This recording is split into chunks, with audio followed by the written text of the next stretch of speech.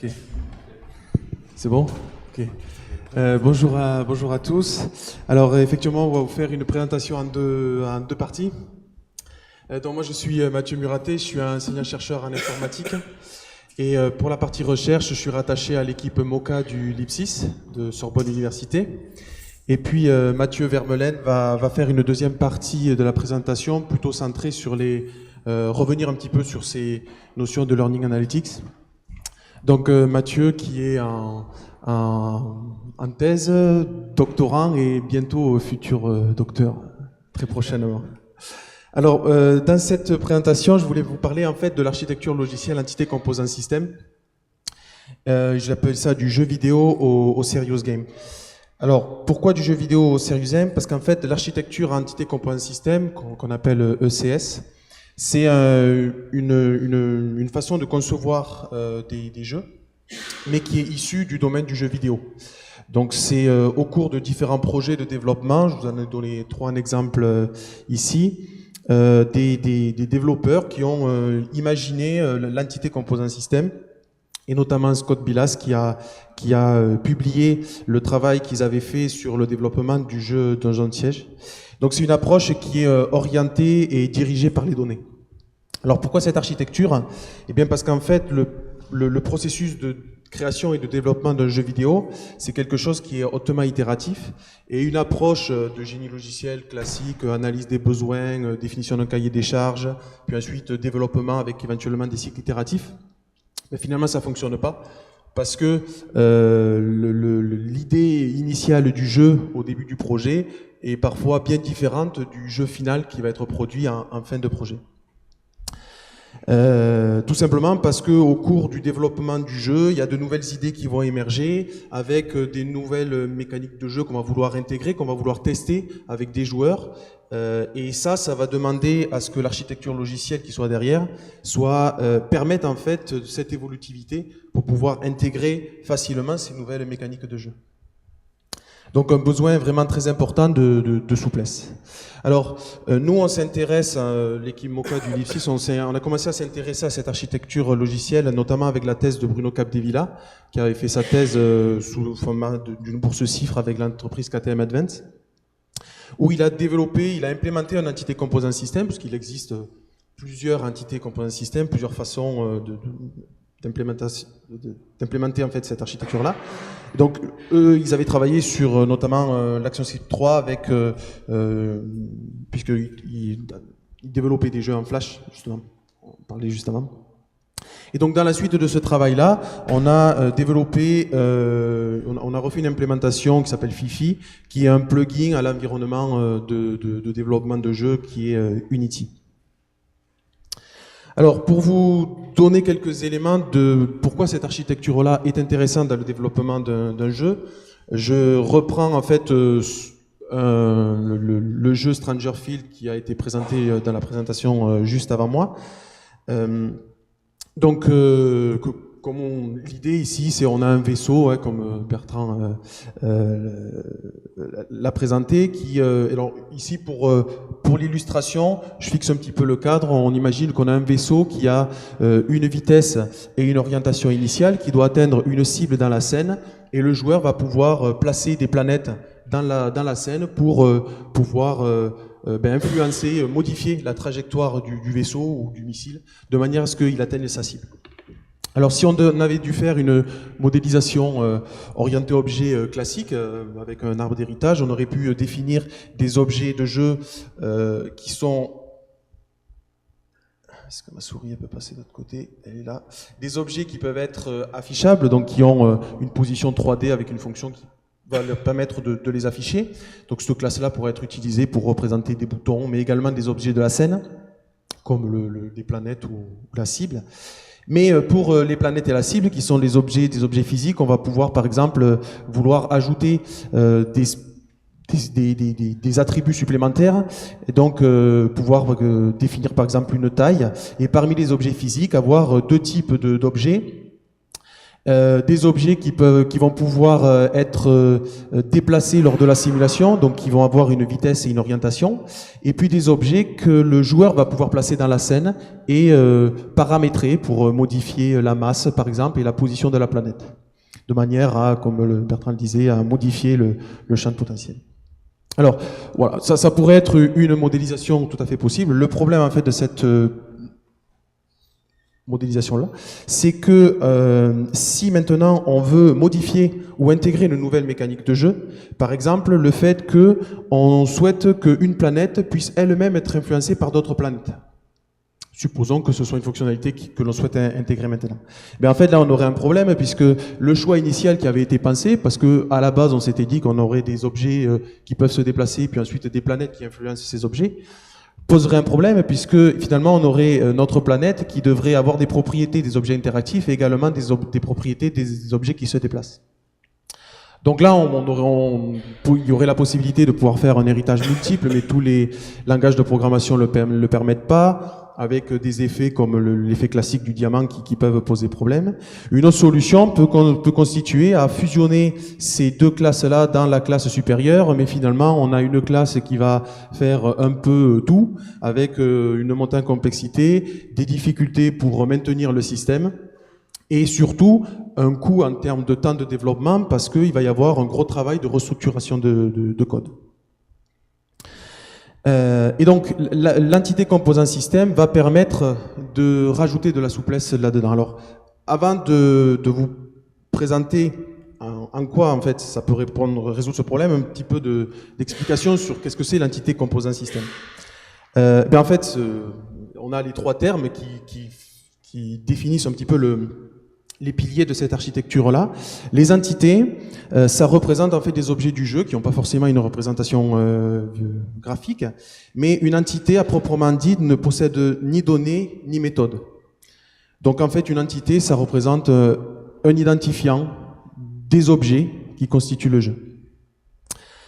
Le problème, c'est que pour représenter un objet dans le jeu, on a besoin d'avoir des données, de stocker la position d'un objet dans la scène, etc. Mais en fait, ça va être stocké au niveau des composants. Donc c'est la deuxième partie de l'entité composant. Puis on va voir le système juste après. Donc chaque composant va représenter un aspect d'un objet qui se trouve dans la scène. Par exemple, la vitesse, la position. Et si on a une entité du jeu qui possède le composant vitesse et le composant position, a priori, ça va être une entité qui va pouvoir se déplacer. Donc en fait, dans les composants, on ne va avoir que des données et pas de fonctions qui vont travailler sur ces données. Le traitement des données, il est déporté dans la troisième partie qui sont les systèmes. En fait, les systèmes, ils vont implémenter une méthode qui va avoir pour objectif d'aller accéder aux entités qui se trouvent dans la scène, d'accéder aux composants qui se trouvent à l'intérieur de cette entité, et de travailler sur ces composants pour modifier l'état de la simulation et faire que le jeu se déroule comme il est prévu qu'il se déroule. Dans la suite des travaux de Bruno Capdevila, on a dans Fifi réimplémenté la notion de famille. La famille, en fait, c'est un mécanisme qui permet au système d'accéder aux entités. En fait, la famille, ça va être un filtre qui va, si un système est intéressé par toutes les entités du jeu qui ont une position et une vitesse, de manière à pouvoir déplacer l'entité. La famille va garantir à un système que de lui permettre de n'accéder qu'aux entités qui respectent finalement ce contrat. Donc, pour synthétiser un petit peu ce que je viens de vous raconter, une vue d'ensemble en fait de cette architecture-là, on a le monde qui est en fait une soupe d'entités. Ça représente l'ensemble des objets qui constituent le jeu. Chaque entité, elle est composée d'un certain nombre de composants. Chaque composant contient les données. Ensuite, on va avoir les familles. Les familles qui sont, comme je vous l'ai dit, des filtres qui permettent de filtrer les entités du monde, et les systèmes qui vont pouvoir accéder aux entités à travers des familles. Donc un même système peut travailler sur plusieurs familles, une même famille peut être traitée par plusieurs systèmes, et une même entité peut appartenir éventuellement à deux familles. Je reviens sur... pardon. Alors... Bon, c'est pas grave. Normalement, le vitesse orientation de la droite ne doivent pas être là. il y a un problème dans l'animation, c'est pas grave. Donc ici, ça pourrait être une représentation de la modélisation de ce même jeu sous la forme, en respectant le formalisme entité composant système. Donc on va avoir une entité vaisseau qui va contenir une position, donc qui va contenir un composant qui contiendra les données relatives à la position, un composant pour la taille, un composant pour la vitesse et un composant pour l'orientation. Et ensuite, on va avoir des planètes qui vont contenir des composants relatifs à la position, à la taille et à leur masse. Donc finalement, ici, avec cette représentation-là, chaque entité contient exactement les mêmes données que dans notre architecture orientée objet classique, puisque ici, l'objet vaisseau, de par l'héritage, avait bien une position, une taille, une vitesse et une orientation. Sauf que les... Ah ben voilà, là il n'est pas apparu sur la droite, donc c'est parfait.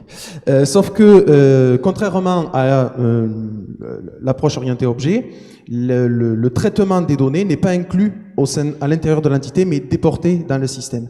Donc ici, on va avoir un système qui va par exemple se charger d'appliquer les forces. Et lui va travailler sur deux familles. Une première famille qui va contenir toutes les entités de la simulation qui ont une position, une vitesse et une orientation. Donc là, la seule entité qui va respecter ce contrat-là, c'est celle-ci, puisque les autres n'ont pas de vitesse et d'orientation.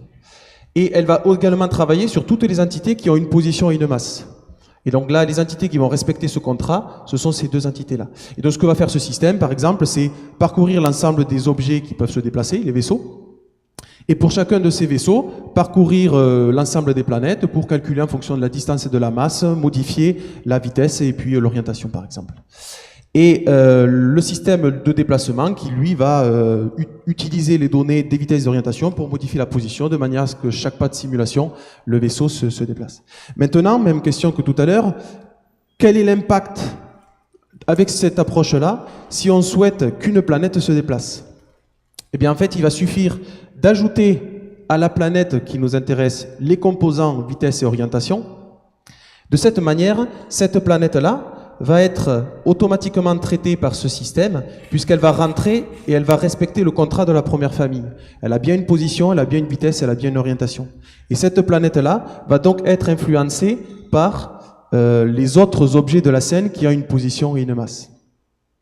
Donc, en fait, finalement, d'un point de vue développement, l'impact de vouloir intégrer une nouvelle mécanique de jeu avec cette approche-là va essentiellement consister uniquement à ajouter un if, enfin une condition dans le système, de manière à ce qu'on n'applique pas les forces de la planète sur elle-même, puisque ici la planète qui est présente ici va être présente dans les deux familles. Donc en fait, on a un impact sur le développement qui est mineur, et alors que dans l'autre approche avec orienté objet, il y avait du coup un travail beaucoup plus important pour intégrer cette fonctionnalité, sachant que cette fonctionnalité de se dire on va essayer de déplacer une planète, peut-être que lorsqu'on va la tester avec les joueurs, c'est pas une fonctionnalité qui va être retenue. D'où l'intérêt d'essayer d'économiser le plus possible du temps de développement pour intégrer une fonctionnalité qui finalement pourrait ne pas être retenue. Et donc là, si le choix est de ne pas retenir la fonctionnalité, il suffit d'enlever à nouveau les deux composants vitesse-orientation à la planète concernée et elle redevient statique comme c'était défini initialement. Alors pour terminer, puis je passe la parole à Mathieu. Nous, notre intérêt de cette approche-là, entité composant système, d'un point de vue recherche, c'est surtout de faciliter l'intégration dans le développement de jeux vidéo d'outils de recherche sur lesquels on est amené à travailler, notamment des modules pour suivre l'activité du joueur, pour générer des feedbacks qui s'adaptent automatiquement en fonction des difficultés que rencontre le joueur dans les jeux, ou pour faire de la recommandation de ressources. Donc, ce sont des choses sur lesquelles notamment on travaille dans le cadre du projet Play à Tessu. Et ça nous intéresse également du point de vue enseignement, parce qu'on a eu des échanges avec des studios de développement qui expérimentent cette approche entité composant système. Et finalement, les difficultés qu'ils rencontrent, c'est pas tellement sur cette approche-là, cette façon de concevoir les programmes, mais les difficultés qu'ils rencontrent, c'est surtout par rapport aux formations, aux développeurs, aux ingénieurs qu'ils ont dans les équipes, qui sont formatés sur l'approche orientée objet classique et qui ont du mal à changer leur façon de penser pour exploiter cette façon de modéliser les jeux. Voilà. Je passe la parole à Mathieu et puis ensuite on va répondre aux questions.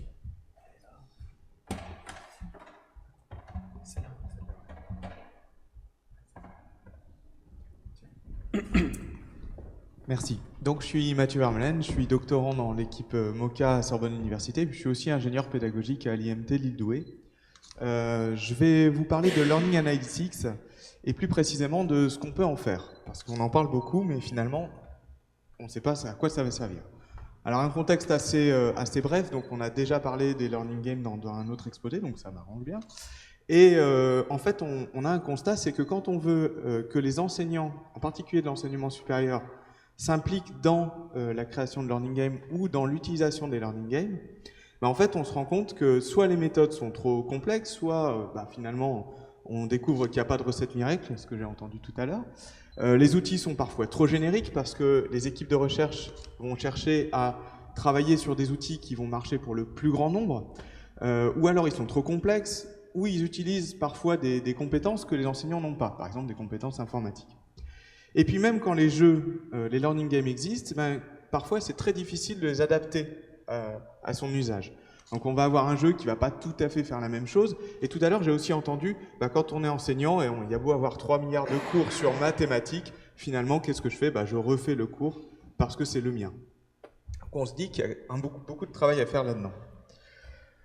Alors, un des sujets, un des outils qui peut permettre justement d'adapter ces learning games à l'usage des enseignants, ce sont les learning analytics. Alors, qu'est-ce que c'est que des learning analytics? Alors, je vais donner une définition, je la donne ici en anglais parce que c'est une définition qui fonctionne bien. C'est la mesure, une collection et l'analyse de données à propos des apprenants et de leur contexte. Et l'objet de ces données, c'est d'analyser la compréhension ou l'optimisation de l'apprentissage et de l'environnement dans lequel ça peut arriver. Alors, pour faire simple, les Learning Analytics sont donc des données sur l'utilisation, par exemple, de jeux sérieux ou de ressources numériques ou de tout ce qui peut avoir attrait à l'enseignement. Alors, on peut dire que ce sont des outils d'aide à la décision.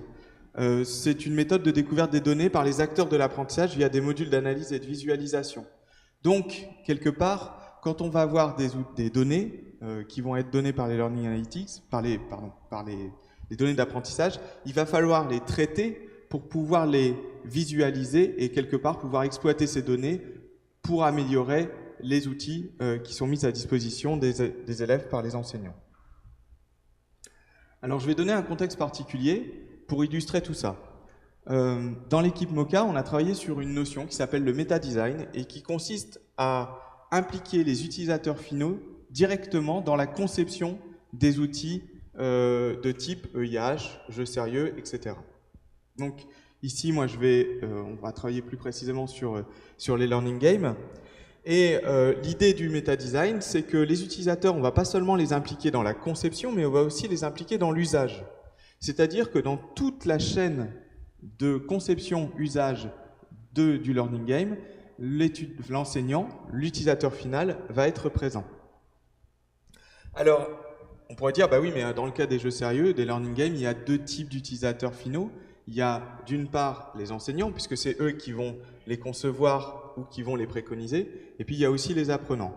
Alors ici, on va faire un parti pris, on va dire, nos utilisateurs finaux, ça va être les enseignants parce que c'est eux qui vont effectivement donner ces learning games comme outil pour l'apprentissage auprès des étudiants.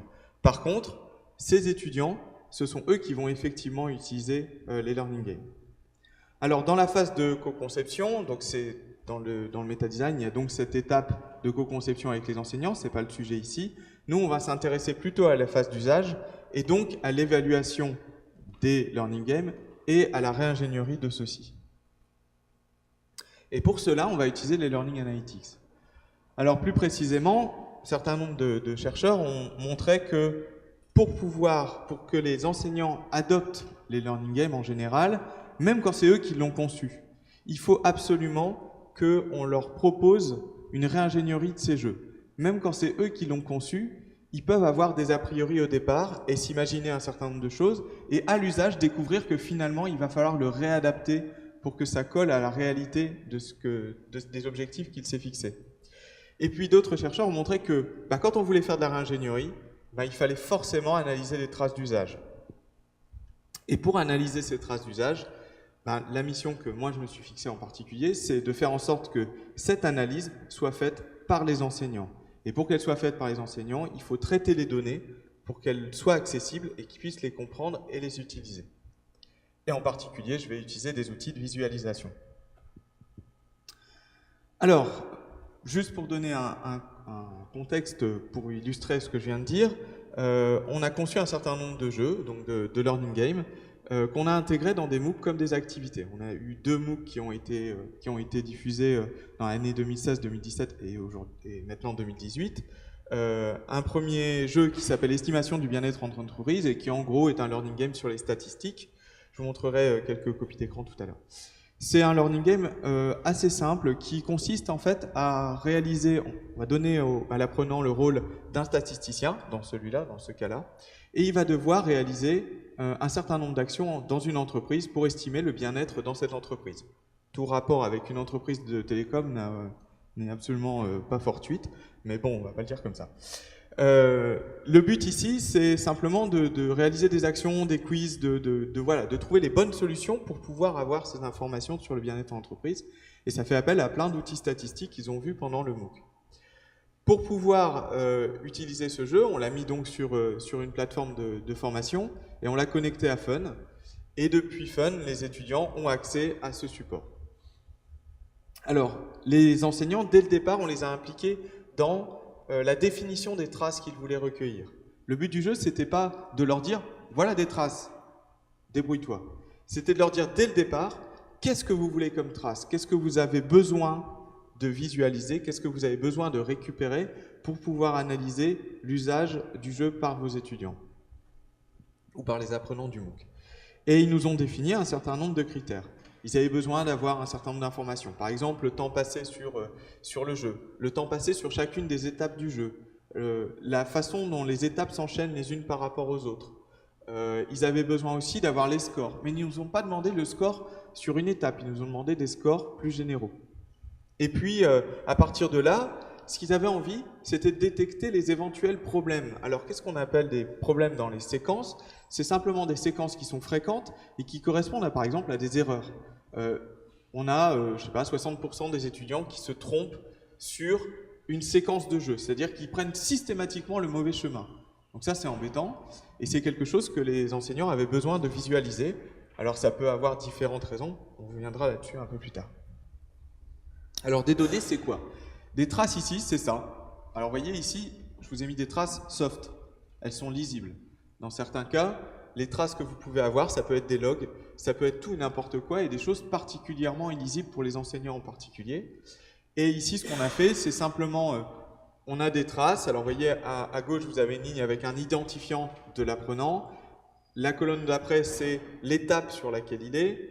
Ensuite, on a le type d'étape et après, on a le temps en secondes qu'il a passé sur cette étape. Donc ça, c'est pour vous donner une simple illustration. Et à partir de là, on a commencé à travailler sur ces traces avec les enseignants. Alors un outil qu'ils connaissent bien chez nous, c'est Excel. Donc on a mis toutes ces données dans des tableurs et puis on a essayé de faire une répartition et de catégoriser le comportement des étudiants sur l'ensemble du jeu. Et ce qu'on a obtenu ici, vous avez un graphique. En abscisse, vous avez le nombre d'étapes. C'est le nombre d'étapes vues, c'est ça. Et je vois pas très bien, c'est un peu dommage. Non, pardon, c'est en ordonnée, c'est le nombre d'étudiants. Et en abscisse, c'est le nombre d'étapes vues. Ce qu'on peut voir, c'est que ce qui est vert, c'est ceux qui ont fini le jeu et qui ont réussi le jeu. D'accord ? Ils ont réussi le jeu avec un score acceptable. Et donc, ils ont atteint, d'après l'enseignant, les objectifs pédagogiques qu'ils étaient fixés.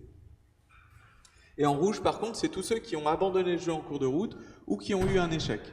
Ce qu'on peut voir, c'est qu'effectivement, il fallait faire un certain nombre d'étapes pour pouvoir réussir le jeu. Et si on n'en faisait que 10, ben forcément, on ne pouvait pas réussir. Ce qui nous intéresse ici, c'est qu'à partir de ce graphique-là, on a simplement pu catégoriser les joueurs. Donc on a une partie des joueurs qui sont plutôt situés sur la droite, qui sont des joueurs qui ont réussi le jeu et qui ont fait un très grand nombre d'étapes. On a ceux qui ont abandonné au bout d'une à deux étapes, là, tout à fait de l'autre côté. Donc ceux-là, ben, pourquoi ils ont tout de suite quitté? Peut-être qu'il y avait quelque chose à faire sur la page d'accueil. Peut-être que justement, c'était pas assez accrocheur et qu'ils ont tout de suite eu envie de se sauver. Et puis on a une espèce de partie au centre là qui ont fait un certain nombre d'étapes mais qui ont quand même arrêté. Et on voudrait savoir pourquoi ils ont arrêté en cours de route. Alors, à partir de cette catégorisation, on a lancé une visualisation. Cette visualisation, on a utilisé un outil qui s'appelle Undertracks et qui permet simplement, pour chaque étape, de donner un petit bâtonnet de couleurs. Ce petit bâtonnet de couleurs, il est unique pour chaque étape. Un bâtonnet bleu, c'est une étape donnée, et si jamais on revoit ce bâtonnet bleu, c'est simplement qu'il est retourné à cette étape-là. Pourquoi on fait ça? Simplement parce que quand on a des données chiffrées, des données avec, comme je vous ai montré tout à l'heure, on ne voit pas grand-chose. Mais quand on a ce type de données avec des couleurs, moi, ingénieur pédagogique ou chercheur, je ne voyais pas grand-chose. J'ai simplement montré les graphiques.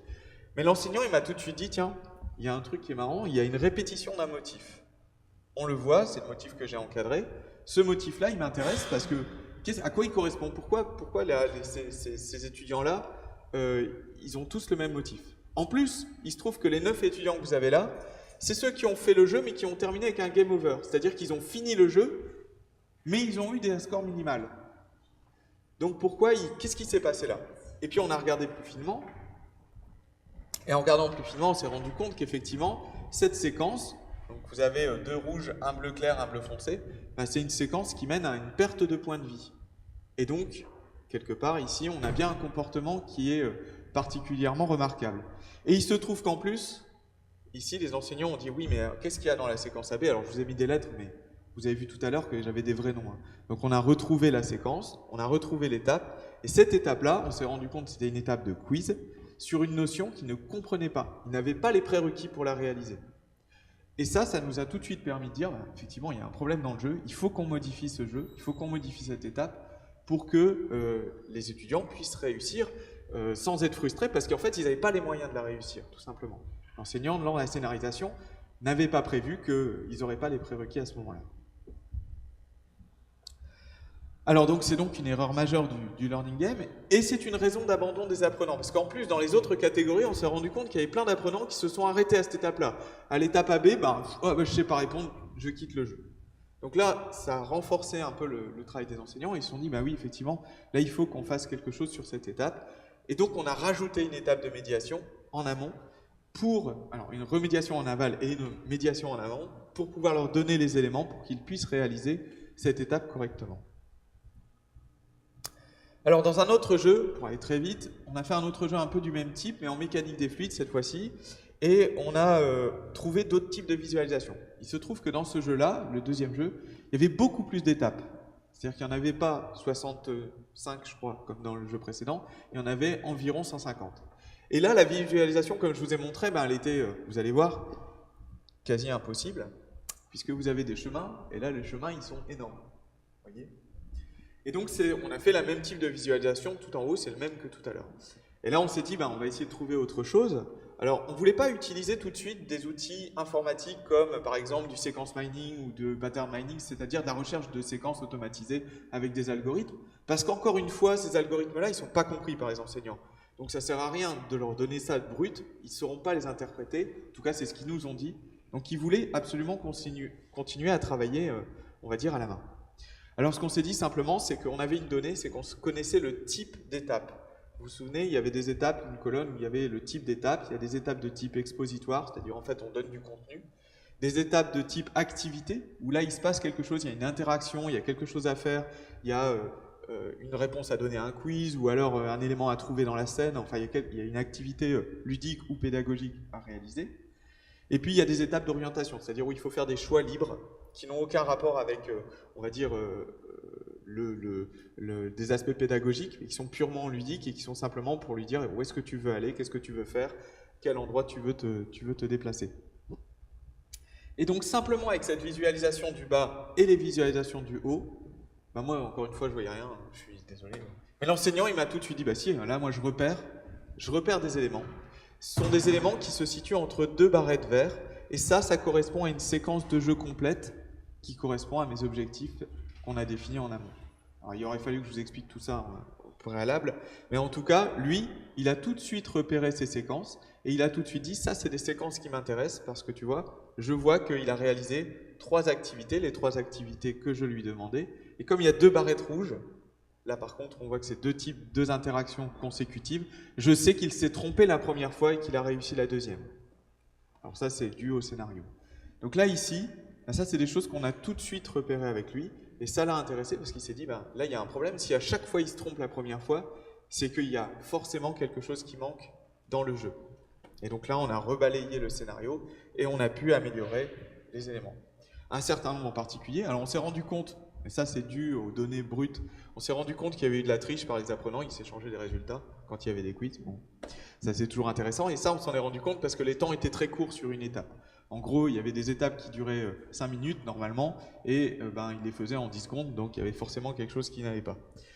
Ensuite, on s'est rendu compte qu'il y avait un recours au support de cours. Alors ça, il y a une étape particulière, qui a une couleur particulière qui se reproduit plusieurs fois de manière consécutive. Et ça correspond simplement à ce que dans le jeu, il pouvait visualiser des éléments qui lui permettaient de réviser son cours, de réviser en fait les éléments qui lui permettaient de réaliser le jeu. Et donc ça, on a vu que c'était vraiment utile et qu'il fallait les laisser. On s'est rendu compte qu'on donnait trop de récompenses en points de vie, parce que même quand ils en perdaient, ben, ils n'arrivaient jamais à un game over dans ce jeu-là. Donc là, effectivement, il y avait un souci. Et puis, on s'est rendu compte que, vous avez vu ces séquences d'étapes, là, comme je vous ai montré, entre deux barrettes vertes, eh ben, on s'est rendu compte que certains étudiants refaisaient exactement la même séquence juste après. Ils ont la possibilité de refaire les séquences les unes derrière les autres, et plusieurs fois la même. Et il y a une augmentation du score entre chacune de ces séquences. Donc, on s'est dit qu'il y avait un intérêt aussi à ce qu'on les laisse refaire l'exercice, refaire la séquence particulière, parce que ça leur permettait d'améliorer leurs résultats.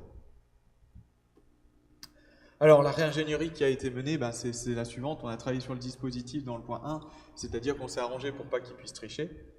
Je vous épargne les détails. On a modifié le calcul des scores et on a supprimé certains bonus pour que effectivement le jeu devienne un petit peu, enfin, qu'il y ait plus de challenge par rapport au jeu.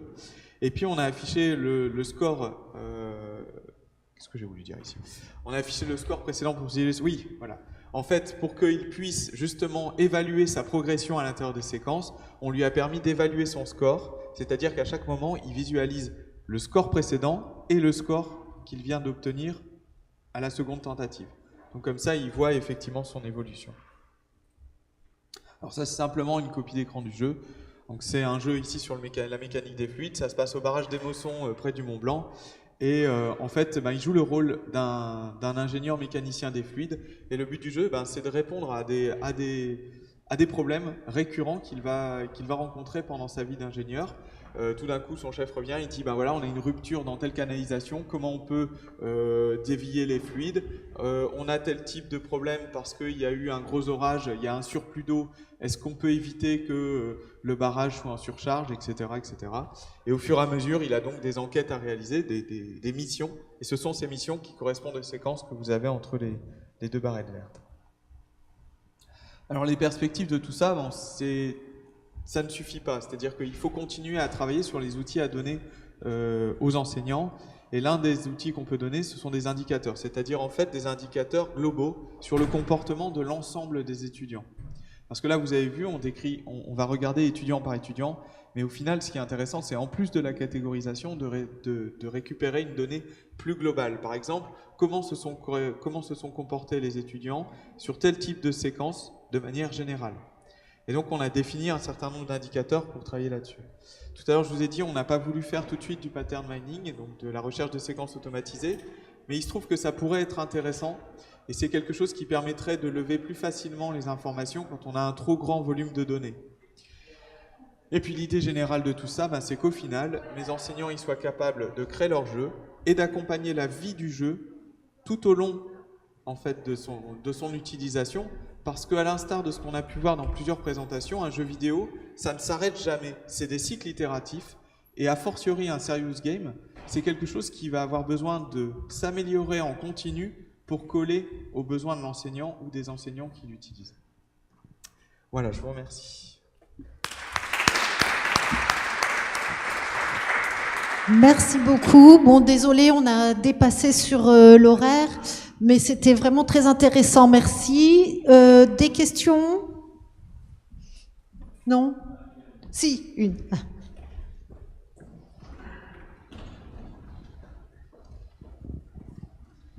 Ouais, j'ai une remarque qui me paraît un aspect assez important à méditer quand on veut développer des jeux et avec qui on les développe. C'est que ce processus dont tu parlais là d'amélioration continue, c'est quelque chose qui ne demeure possible que si on a une maîtrise des sources. Donc, d'une certaine manière, il faut que, de manière communautaire, on se mette assez d'accord sur la logique qu'on veut développer pour garder la propriété des sources de manière à ce que les jeux soient éditables, améliorables, et donc dans toutes les questions de partenariat qu'on crée autour de la création de ces jeux sérieux, ben ça me semble une question qui mérite une réflexion un peu globale et qui mériterait d'être peut-être travaillée dans un atelier à venir.